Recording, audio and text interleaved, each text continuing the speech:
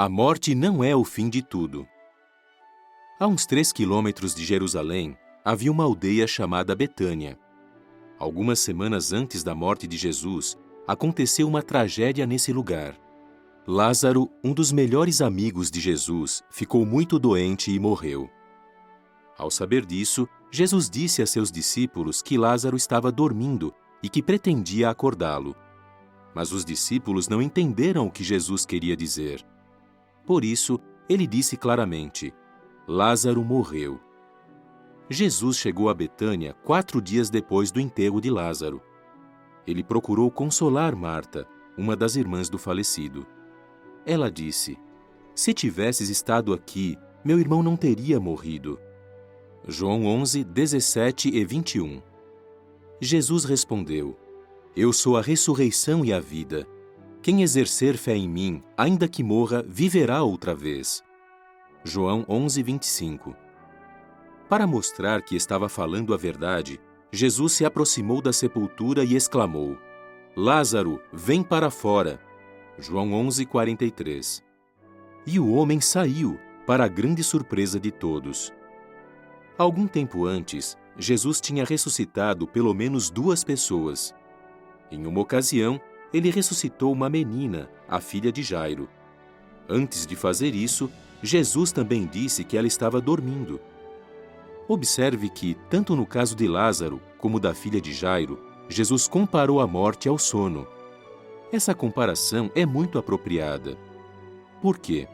Porque o sono é um estado inconsciente, o que dá a ideia de descanso da dor e do sofrimento. O que se segue é informação adicional. A morte é como um sono profundo. Faze deveras meus olhos brilhar, para que eu não adormeça na morte. Salmo 13:3. Lázaro, nosso amigo, foi descansar, mas eu viajo para lá para o despertar do sono. Os discípulos disseram-lhe, portanto: Senhor, se ele foi descansar, ficará bom.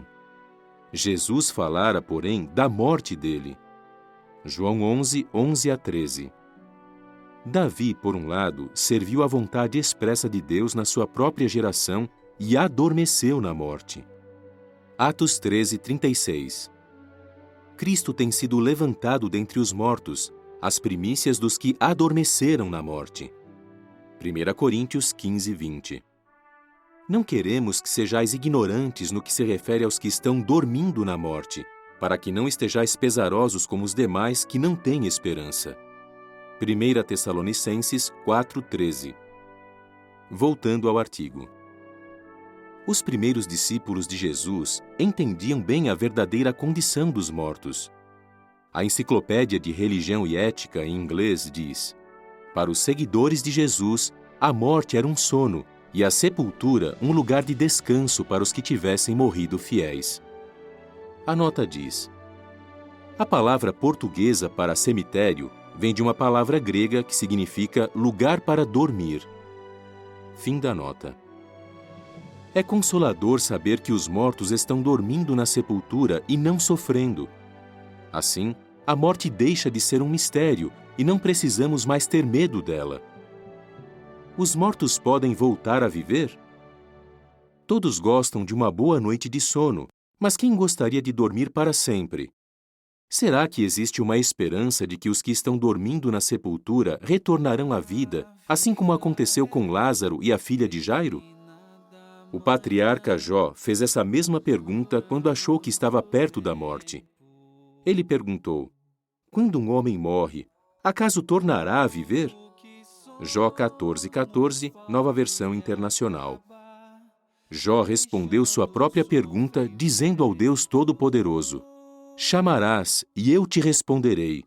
Terás anelo pela criatura que as tuas mãos fizeram. Jó 14:15, Nova Versão Internacional. O fiel Jó tinha certeza de que Jeová anelava ou ansiava o dia em que o ressuscitaria. Será que a esperança de Jó era apenas um sonho? De modo algum.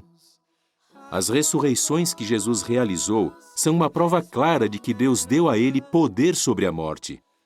De fato, a Bíblia diz que Jesus agora possui as chaves da morte. Revelação 1:18. Portanto, Jesus livrará os mortos da sepultura, assim como fez ao ressuscitar Lázaro. A Bíblia fala muitas vezes sobre a promessa da ressurreição. Um anjo garantiu ao profeta Daniel: descansarás, porém, no fim dos dias erguer-te-ás para receber a tua sorte. Daniel 12:13. Jesus disse aos saduceus, líderes judaicos que rejeitavam a esperança da ressurreição: estais equivocados, porque não conheceis nem as Escrituras, nem o poder de Deus. Mateus 22, 23 e 29.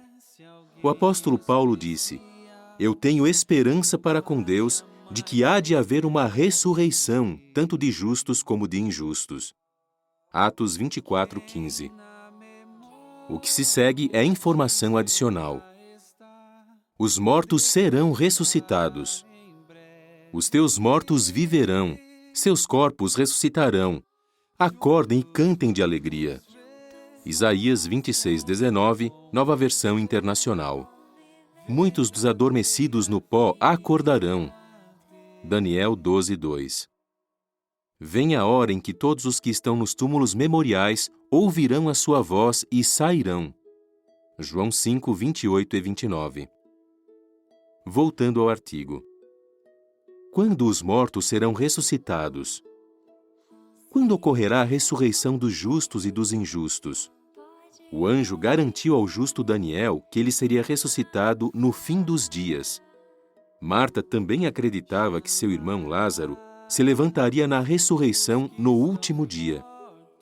A Bíblia relaciona esse último dia com o governo do reino de Cristo. Paulo escreveu: pois ele, Cristo, tem de reinar até que Deus lhe tenha posto todos os inimigos debaixo dos seus pés. Como último inimigo, a morte há de ser reduzida a nada. 1 Coríntios 15, 25 e 26. Esse é um forte motivo para orarmos pedindo que o reino de Deus venha e que a vontade de Deus seja feita na terra. Conforme Jó bem sabia, a vontade de Deus é que os mortos voltem a viver.